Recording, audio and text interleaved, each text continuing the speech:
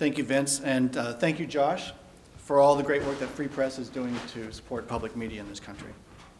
The question I want to ask tonight, and hopefully maybe provide some answers, is can government help promote and expand quality journalism?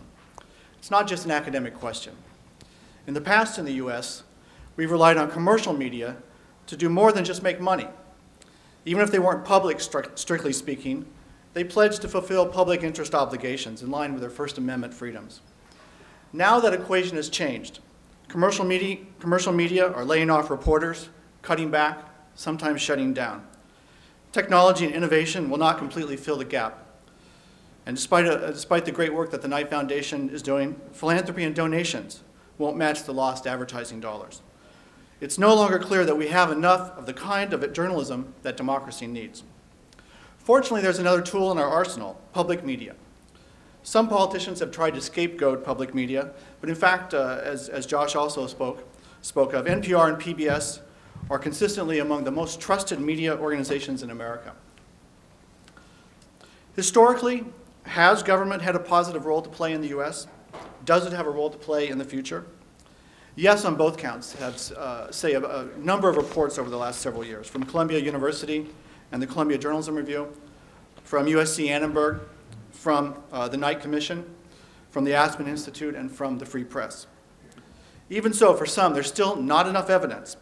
In response to one report, in fact, the Shudson-Downey report, one anonymous online poster wrote, "How many independent government subsidized or funded news sources are there in the world? Somewhere between 0 and none. Letting the government control the media is the first step toward a dictatorship." But is this true? This is not an uncommon belief. What happens when government helps support the media? Is democracy threatened? No, democracy is not inevitably threatened. It depends on the safeguards and the firewalls that are set in place. If it's done right, in fact, as we hope to show tonight, democracy can even be strengthened with the help of public media. This report is about doing it right. We looked at 14 leading democracies in search of best practices for public media funding, democratic accountability, and critical autonomy. We combed dozens, in fact, hundreds of government documents and scholarly reports, and we consulted experts in the countries themselves, nearly 40 journalists, policymakers, and academics, to check our interpretations and to make sure we weren't missing anything important. In fact, a few of our distinguished colleagues are in the room tonight, and I'd like to recognize them. From Japan, Yoi Tataiwa, who's an NHK senior correspondent and a visiting scholar in residence at American University in Washington, D.C. Yoi, are you here? I saw you earlier. You want to stand up? Okay. Yoi. From the Netherlands, Frank van Vree is currently a visiting scholar in our department. Is Sandrine Boudana here? Sandrine Boudana for France. And from Germany, our fellow panelist, Hartmut Wessler, just arrived from Mannheim. And he'll be here for the next several months. So if you see any reports, if you see any errors in the report, talk to the people I've just identified. Okay. Okay. So what did we find? Public media in all of the countries we looked at are not small niche media, as in the US, the PBS 2 to 5% of the audience on average. Public media in the countries we looked at command 1/5 to over 1/2 of the total viewing audience in their countries. They serve the entire public, not just an elite. In all of the countries that we looked at, funding was astronomically higher than in the US. Let me show some stats here. The US is always the one on the far left. Okay. This is public funding. This is just taxpayer public funding. And just to be generous, I'm including state and local as well as national funding for the US. The US is, and not necessarily in the other cases, just national funding. The US is way at the bottom with under $4 per capita. This compares to $30 for New Zealand and Canada at the low end, to $130 per capita per person for Germany, Norway, and Denmark at the high end. Now let's look at total funding. Total funding of public media. This includes corporate sponsorships, advertising in some countries, not in the US, foundations, and viewers like you. So this is the most generous measure I can give for PBS and NPR and the Corporation for Public Broadcasting Public Media in the US. And so it ranges from $9 per person in the US to $40 for Australia at the low end, to over $150 for Germany and Ireland at the high end. Now, amount of funding is not everything, but it does make a difference. And the strongest, most independent public media systems also tended to be those that could rely on a steady, substantial stream of funding, especially public taxpayer funding. And that's what we found in our study. We also found a variety of ways to keep public media independent.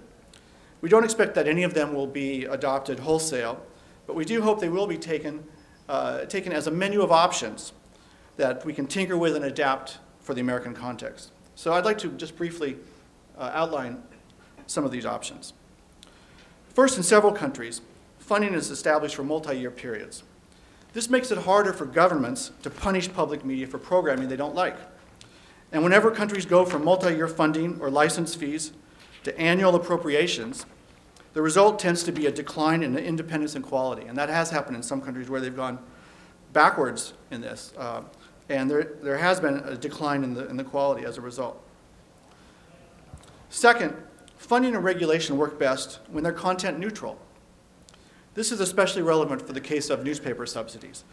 And we did find that newspapers are subsidized in several of the countries in our study, in the Scandinavian countries, in France and in Belgium, and in the Netherlands. As Matt will note, many studies have found subsidized newspapers to be just as critical, just as independent as commercial newspapers, as wholly commercial newspapers. The key is to make sure that subsidies are linked to general criteria like circulation, advertising, or market position, and not to specific content.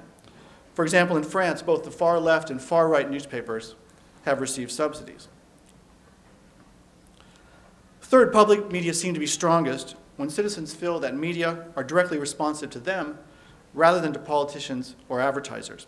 So audience councils and other public bodies help provide this link in Denmark, Germany, the Netherlands, and the UK. Fourth, it's important to have strong legal protections of democratic accountability and autonomy. So in the UK, this takes the form of a royal charter.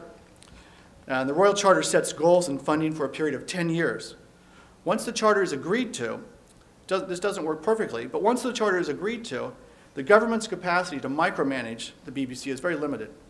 Sweden likewise has a multi-year charter. In Germany, funding is set by an independent body enjoined to set funding only on the basis of technical and professional criteria. And recent court cases have affirmed this principle of independence of funding decisions from any parliamentary or government interference. Fifth, there's often an arm's-length relationship between public media and the government.